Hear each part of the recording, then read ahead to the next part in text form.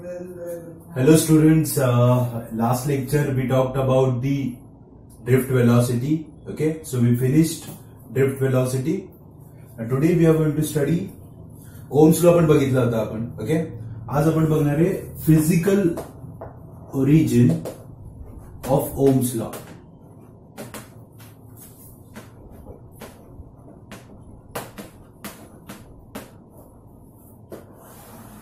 So the today's point which we have to discuss is physical origin of Ohm's law. Okay. Now what exactly is physical origin? Okay. म्हणजे तो originate कसा झाला? Okay. So आतापर्यंत आपण काय बघितलं बघा? आपण पहिल्यांदा हे स्टडी केलं की when an electron is moving in a conductor, okay, the motion of electron is, we call it as random motion. The motion ला आपण नाव काय देतो रे? Random motion. Okay. So the motion of electron inside the conductor is a random motion. मग आपण काय करतो? We connect a battery. Okay. And when we connect a battery, okay, we also force electron to move in a direction. But that direction is decided by our electric field. Okay. म्हणजे याचा अर्थ काय रे? Electron जागेवर होता का नाही? तो already motion मध्ये होता, पण ते मोशन कुठलं होतं? रॅन्डम. आणि आपण त्याला काय केलं? We are applying electric field. Okay, आपण त्याला इलेक्ट्रिक फील्ड अप्लाय केली and now the electron is moving as per electric field. म्हणजे इलेक्ट्रिक फील्डच्या कंट्रोलमध्ये आता इलेक्ट्रॉन आलाय. ओके, आणि म्हणूनच तो जो फ्लो आहे, ओके, त्या फ्लोला रॅन्डम नाही म्हणत होता आपण. We call that flow as a electric current. त्या फ्लोचंच नाव आहे electric current. Okay, so now the electron is moving in a particular direction. Okay, direction काय असते? तर जशी तुम्ही इलेक्ट्रिक फील्ड अप्लाय करता त्याला तो अपोजिट जातो. So the direction of electron is opposite to electric field. Okay, ठीक आहे, पण तो इलेक्ट्रिक फील्डच्या कंट्रोलमध्ये असतो. ओके, म्हणजेच त्या व्हेलॉसिटीचं नाव आहे ड्रिफ्ट व्हेलॉसिटी. जे आपण शिकलोय त्याची इक्वेशन्स पण बघितलेत आपण. ओके, म्हणजे इलेक्ट्रॉन मूव्ह करताना तो जो ड्रिफ्ट होतो, ओके, म्हणजे तो इकडे जातो, धडकतो एकाला. ओके, तो कुणाकुणाला धडकतो हे पण मी तुम्हाला सांगितलं होतं. तो ऍटम्सला धडकतो, आयन्सला धडकतो, वॉल्सला धडकतो. ओके, तो दुसऱ्या इलेक्ट्रॉनला धडकत नाही. ओके, ते शक्यच नाहीये. का? कारण इलेक्ट्रॉनचा चार्ज निगेटिव्ह असतो, दुसऱ्या इलेक्ट्रॉनचा चार्ज पण निगेटिव्ह, आणि निगेटिव्ह जवळ येऊ शकत नाही because there will be a repulsion. So electron never collides with the electron, but it collides with atoms, it collides with ions and walls. Okay, आणि त्याच्यामुळे त्याचं मॅग्निट्यूड म्हणजे व्हॅल्यू आणि डायरेक्शन चेंज होत राहते, आणि त्या व्हेलॉसिटीला नाव दिलं होतं आपण ड्रिफ्ट व्हेलॉसिटी. ओके, सो समजा हा इलेक्ट्रॉन चाललाय, ओके, आणि इथं तो धडकला ऍटमला. ते drift velocity before collision and drift velocity after collision is not same. Okay, but the velocity will be always opposite to electric field. म्हणजे असं नाही म्हणत की तो जाऊन धडकला आणि आता उलटा फिरला, नाही, तो त्याच डिरेक्शनला जात राहणार. सरळ नाही जाणार, इकडे जाईल, पण तो त्याच डिरेक्शनला जाणार. Okay, so it will always continue its motion opposite to electric field. Okay, मग आता आपल्याला काय करायचं? आपल्याला इक्वेशन्स काढायचे फोर्सचे. से बघा, इलेक्ट्रॉन होता, इलेक्ट्रॉन कुठलं मोशन करत होता? Random motion on its own because of temperature. Okay, पण आता तुम्ही काय केलं? बॅटरी लावली, म्हणजे कुठली फील्ड क्रिएट केली? Electric field. Now electron will move as per your electric field. Okay, मग त्याचं जे मोशन आहे, ओके, म्हणजे आपण त्या इलेक्ट्रॉनला फोर्सफुली एका डायरेक्शनला पाठवतोय ना. It means we are applying force on your electron. मग आता इक्वेशन्स बघा. ओके, इक्वेशन्स खूप सिम्पल आहेत. Okay, we are applying force on electron. So force applied on electron is E into capital E. Okay, आता हा formula कुठून आला ते ऐका. तुमच्या पुस्तकात एक चॅप्टर आहे, 10th चॅप्टर, ज्याचं नाव आहे इलेक्ट्रोस्टॅटिक. ओके, त्याच्यामध्ये एक फॉर्म्युला आहे, इलेक्ट्रिक इंटेन्सिटी किंवा electric field is equal to force per unit charge. Electric field is equal to force per unit charge. Okay, मग एफ इज इक्वल टू काय येणार रे? क्यू इंटू ई ना. मी क्यूच्या जागी काय लिहिलंय रे? ई. का? कारण आपण इलेक्ट्रॉनला ई ने डिनोट करतो. Okay, so we denote electron by letter E, पण ईचा अर्थ चार्ज असाच आहे, फक्त तो कुणाचा चार्ज आहे? इलेक्ट्रॉनचा चार्ज आहे. Okay, so this is the formula, F is equal to E into capital E. Equation 1. So this is the force applied on electron. Okay. आता जेव्हा तुम्ही कुठल्याही गोष्टीवर फोर्स लावता, हा न्यूटनचा फर्स्ट लॉ आहे. Okay, inertia, law of inertia. Okay, काय सांगितलं होतं रे न्यूटननी? Every object will try to remain at rest or in a state of motion unless it is acted upon by an external unbalanced force. म्हणजे जोपर्यंत त्याच्यावर force लावत नाही तोपर्यंत तो जागा सोडणार नाही. तो मोशन मध्ये कधी जातो? जेव्हा त्याच्यावर फोर्स येतो. मग एकदा तो मोशन मध्ये गेला की त्याला काय काय असते? त्याला वेलॉसिटी असते, त्याला डिस्प्लेसमेंट असते, त्याला ऍक्सिलरेशन असतं. Okay, change in velocity is called as acceleration. So now I am going to find out equation of acceleration of electron. बघा आता, फोर्सचा फॉर्म्युला काय असतो रे? Mass into acceleration is equal to E into E. So what is the equation of acceleration? A is equal to small e into capital E upon m. So this is the formula for acceleration of electron. आता बघा, M काय रे? मास. इलेक्ट्रॉनचं मास आहे ना, मास कमी आहे म्हणून acceleration जास्त, इनव्हर्स प्रोपोर्शन आहे ना. ओके, आणि जेवढी इलेक्ट्रिक फील्ड जास्त तेवढं ऍक्सिलरेशन जास्त. तर तुम्ही जितकी मोठी बॅटरी लावताल तितकं करंट जास्त फास्ट फ्लो होतो, कारण त्याचं ऍक्सिलरेशन वाढत जातं. ओके, म्हणजे याचा अर्थ तुम्हाला फिजिकल ओरिजिन या शब्दाचा अर्थ कळला का? इलेक्ट्रॉन, हे बघा, हे बोलणं खूप सोपं आहे. ओके, की सर बॅटरी लावा इलेक्ट्रॉन मूव्ह होईल. पण एक्झॅक्टली बॅटरी लावतो म्हणजे आपण कुठली फील्ड तयार करतो? Electric field.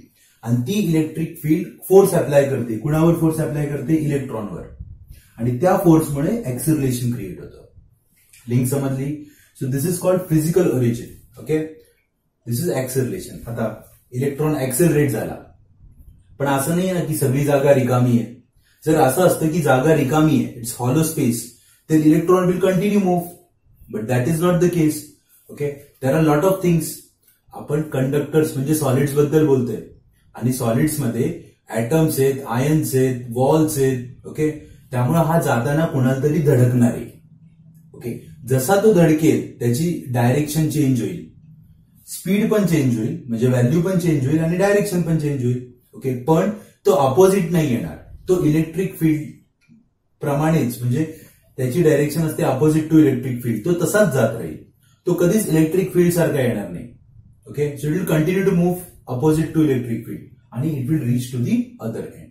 Okay, so this is physical origin. आता ज्यावेळेस तो कोलाइड होतो, ओके, तो दुसऱ्याला कोलाइड झाला.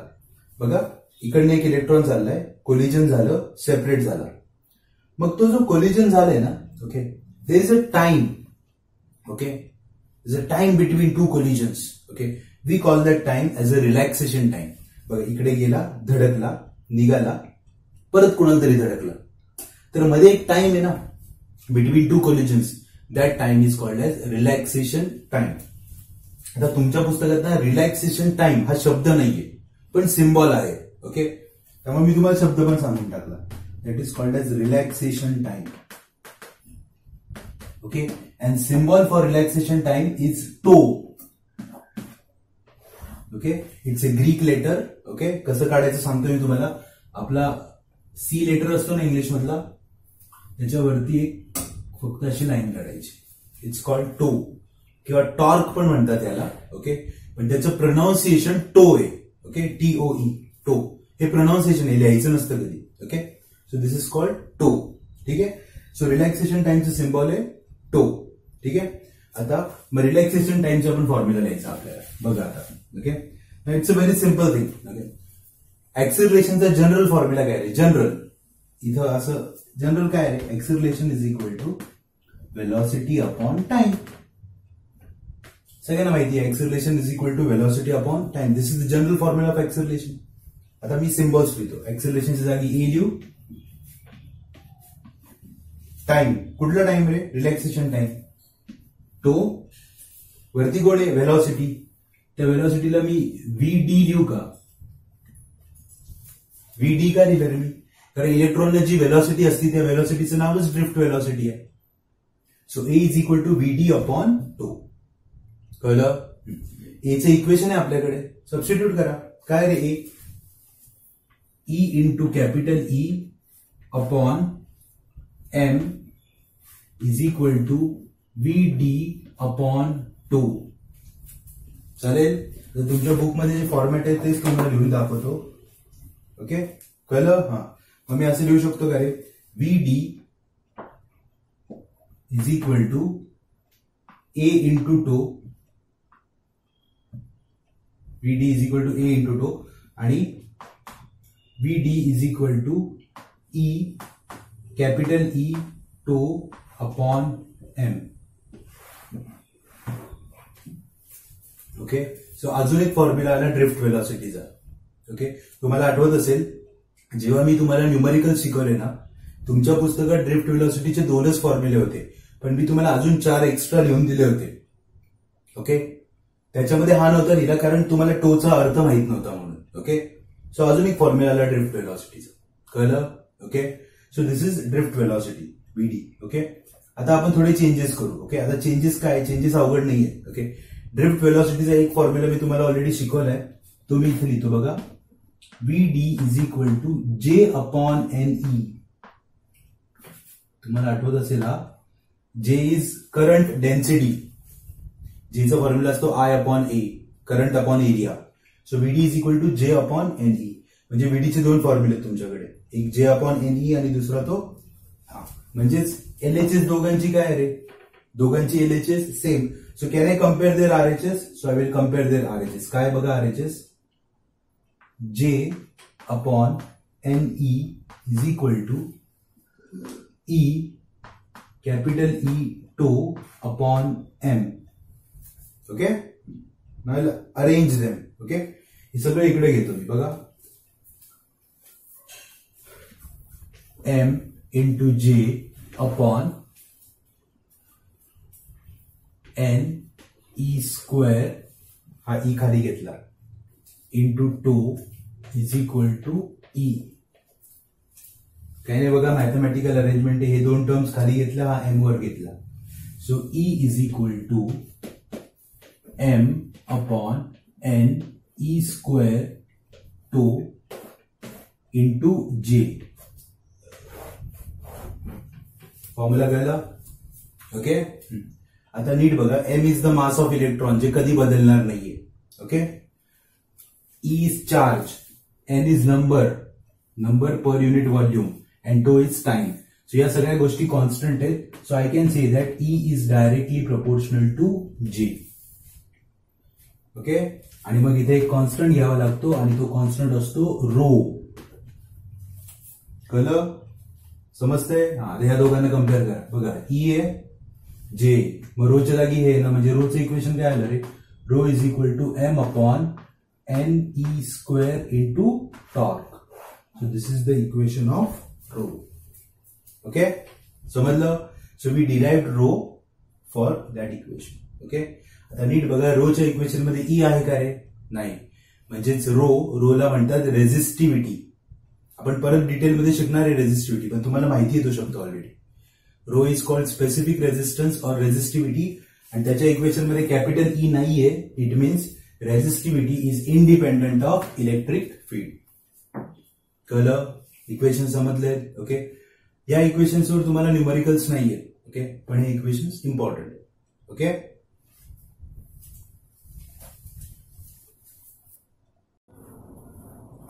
okay, so after physical origin, okay, we are going to study limitations of Ohm's law. Now this is very easy point. Limitations of Ohm's law. Okay, now we all know what is Ohm's law. Graph काढतो मी बघा. So if you plot a graph of voltage versus current, and if you get a straight line, it means that material is obeying the Ohm's law. Okay, मी त्या दिवशी पण सांगितलंय, materials which obey the Ohm's law are called as ohmic materials. Okay, त्यांना आपण ohmic materials म्हणतो. Okay, so in simple words, the materials in which the graph of voltage versus current is a straight line, linear curve, याला linear म्हणतात, line आहे ना. Okay, then it means that obeys Ohm's law, and those materials or those conductors are called as ohmic conductors. सोपे? मग आता मला सांगा, non ohmic म्हणजे काय? Non ohmic means they do not ओबे Ohm's law. ओके. मग ते ओम्स लॉ ओबे करत नाहीत म्हणजे एक्झॅक्टली काय करतात, so their graph is not a straight line. त्यांचा ग्राफ कसा येणार नाही, स्ट्रेट लाईन येणार नाही. They are non ohmic. Okay. So if their graph is not a straight line, okay, मग याचा अर्थ असा आहे का सर व्होल्टेज आणि करंट बदलतच नाही असं नाही म्हटलं मी. प्रपोर्शन नाहीये त्यांच्यात. म्हणजे इथं आता काय रे, ज्या प्रमाणात ज्या प्रपोर्शन मध्ये व्होल्टेज वाढेल, in the same proportion current will increase. That is called direct proportion. But if you plot graph say like this, तर इथं पण व्होल्टेज वाढल्यावर करंट वाढतोय ना, वाढतोच आहे ना करंट, पण प्रपोर्शन नाहीये. ओके. त्यामुळे असं नका समजू की तिथे व्होल्टेज आणि करंट तयारच होत नाही, तयार होतात, but they R not in proportion. So whenever you get a straight line graph, there is a proportion. Whenever you get a curve, they increase, but there is no proportion. Okay, म्हणजे इकडे बघा voltage आणि current, voltage 2 आहे, 4, 6, 8 असं मी वाढवत गेलो आणि current 3 आला पहिल्यांदा, तर 6, 9, 12. बघा व्होल्टेज वाढल्यावर करंट पण वाढला आणि प्रपोर्शन मध्ये वाढला. इथे दुप्पट झाला, इथे पण दुप्पट झाला. अरे गेटिंग इट. इथे बघा 2 टाइम्स झाला, 2 टाइम्स झाला, 3 टाइम्स झाला, इथे 4 टाइम्स झाला, इथे 4 टाइम्स झाला. कळतंय का? दिस इज कॉल्ड प्रपोर्शन. पण समजा असं झालं, voltage is 2, 4, 6, 8, but current is 3, 4.1, 5.9 and 10. तर इथे करंट वाढला नाही का रे? वाढला ना. व्होल्टेज वाढल्यावर करंट वाढला, पण ह्याला प्रपोर्शन नाही म्हणत. का? कारण ते त्याच प्रपोर्शन मध्ये नाही वाढलं ना. Are you getting it? So that is called as proportion. त्यामुळे असं नका समजू की व्होल्टेज चेंज केल्यावर करंट चेंजेस होत नाही. कंडक्टर ओमिक असू द्या नाहीतर नॉन ओमिक असू द्या, if you change voltage current will change. हा, but there is proportion or not, that you can check. Okay. मग असे जे कंडक्टर आहेत जे ओम्स लॉ ओबे करत नाही ते नॉन ओमिक. मग नॉन ओमिक म्हणजे त्यांच्यातनं करंट फ्लोच होत नाही का? असं नाही, होतो ना flow. Okay. But they do not obey Ohm's law. Okay. मग ह्याचे एक्झाम्पल कोण आहे? त्याचे 4 एक्झाम्पल लक्षात ठेवा. First is liquid electrolyte. बघा लिक्विड इलेक्ट्रोलाइट. सर म्हणजे काय असो लिक्विड इलेक्ट्रोलाइट? म्हणजे तुमची बॅटरी, कारची बॅटरी किंवा इन्व्हर्टरची बॅटरी जी असते ना, त्याच्या आतमध्ये ऍसिड असतात ना, they are called as electrolytes. So first is liquid electrolyte. Second is vacuum tubes. Next कोण आहे? Vacuum tubes. व्हॅक्यूम ट्यूब्स म्हणजे आता आजकाल सगळे आपण एलईडी वापरतो. ओके. पण पूर्वी आपण ज्या ट्यूबलाइट वापरायचो ना, तशा सिलेंड्रिकल, ओके, त्या ऍक्च्युअली ट्यूब्स आहेत. ओके. त्या फ्लोरोसंट ट्यूब्स आहेत, त्या व्हॅक्यूम ट्यूब्स नाही आहेत. They are called as fluorescent tubes. तशा व्हॅक्यूम ट्यूब्स पण असतात. व्हॅक्यूम ट्यूब्सचं अजून एक एक्झाम्पल द्यायचं झालं तर हे पण ऍक्च्युअली ओल्ड आहे. आजकाल आपण एलसीडी आणि एलईडी टीव्हीज वापरतो, पण पूर्वी जे आपण जुने टीव्ही असे मोठे बॉक्स असायचे त्याच्या आतमध्ये एक पिक्चर ट्यूब नावाचा प्रकार असायचा. Picture tube, that is a vacuum tube. Okay. Getting it? So हे ओबे करत नाहीत ओम्स लॉ. अजून एक एक्झाम्पल आहे जंक्शन डायोड्स आणि thermistors. Junction diode and thermistors हे जे दोन आहेत ना शेवटचे, they are semi conductors. Okay. मग तुम्ही आजकाल जे काय टेक्नॉलॉजी वापरता, मोबाईल, लॅपटॉप, ओके, किंवा नवीन टीव्हीज, एलईडी, एलसीडी, ओके, एलईडीचा फुल फॉर्म आहे लाईट एमिटिंग डायोड. ओके. मग हे सगळे डायोड, ट्रान्झिस्टर, थर्मिस्टर हे सगळे जे आहेत ना, हे कशापासून बनवतात? Semi conductors. Okay. And they also do not obey Ohm's law. ते ओबे करत नाहीत. ओके. पण तुम्हाला माहिती का सगळ्यात जास्त युजफुल आज कोण आहेत आपल्याला? Semi conductor. त्यामुळे असं नाही की ते ओम्स लॉ ओबे करत नाहीत म्हणजे ते कामाचे नाहीत. No, it's not like that. हा, they do not obey Ohm's law, that's it, but they are very good in their working. Okay. So liquid electrolytes, vacuum tubes, junction diodes and thermistor. These are the 4 examples of materials which do not obey Ohm's law. Okay. Next year तुम्हाला semiconductor नावाचा एक separate chapter आहे, तर तुम्ही हे सगळं डिटेलमध्ये शिकणार आहे. डायोड कसा तयार करायचा, थर्मिस्टर कसा तयार करायचा. यावर्षी पण तुम्हाला शेवटचा चॅप्टर आहे, पण त्यात इंट्रोडक्शन आहे. नेक्स्ट इयर तुम्हाला ऍप्लिकेशन. ओके. ठीक आहे. So these 4 materials do not obey Ohm's law. म्हणजे काय? त्यांचा ग्राफ स्ट्रेट लाईन येणार नाही. Their graph is not a straight line, that's why they do not obey Ohm's law. Okay. So हे झाले लिमिटेशन्स ऑफ ओम्स लॉ. ठीक आहे. आता पुस्तकातनं काही मॅथमॅटिकल टर्म्स दिल्या आहेत. ओके. त्याचा अर्थ तुम्हाला कळत नाही, कारण तुम्हाला मॅथ्समध्ये ते चॅप्टर झालेले नाहीयेत अजून. ओके, त्यामुळे त्याचं आत्ता टेन्शन घेऊ नका. मी सांगून ठेवतो, पण तुम्हाला हे जास्त चांगलं कधी कळेल जेव्हा मॅथ्समध्ये होईल. आपला रेझिस्टन्सचा फॉर्म्युला काय असतो रे? व्ही अपॉन आय ना, सगळ्यांना माहिती आहे व्ही अपॉन आय. आपण याला लिमिट फॉर्म मध्ये देऊ शकतो. R is equal to delta V upon delta I, आणि इथे लिमिट लिहायचा, limit, okay, where delta I tends to 0, tends to 0 असं रीड करतात. Delta I tends to 0. हे बघा, फॉर्म्युला नाही बदलला, व्ही अपॉन आय आहे, फक्त तो लिमिटच्या फॉर्मॅटमध्ये दिलाय. ओके, त्यामुळे तेवढं लक्ष द्या. ठीक आहे. This is the limitation of Ohm's law. Now apart from these limitations, जरी लिमिटेशन असले तरी ओम्स लॉ भरपूर फायद्याचा आहे. It is very useful law. Okay, we are able to solve lot of problems, circuital problems, because of these using Ohm's law. ठीक आहे. आपल्याला पुढे डिटेलमध्ये अजून काही गोष्टी शिकायच्यात. आता आपण हे तर बघितलं. आतापर्यंत आपण काय बघतोय रे, की कंडक्टरमध्ये करंट फ्लो होतो म्हणजे एक्झॅक्टली काय होतं, what exactly happens inside the conductor. तो इलेक्ट्रॉन कसा जातो, सरळ जातो का धडकत धडकत जातो, त्याला स्पीड असतो का, त्याला कोण एनर्जी देतं, कोण फोर्स देतं. ओके, ते आपण बघितलं. नेक्स्ट लेक्चर आपण जूल्स लॉ शिकणार आहे. तुम्ही शिकला ऑलरेडी जूल्स लॉ, की whenever there is a flow of electron in a conductor, it generates electric current, and electric current generates electric heat, किंवा तिथे हीट जनरेशन होतं. So next point will study electric energy and power. Okay, thank you.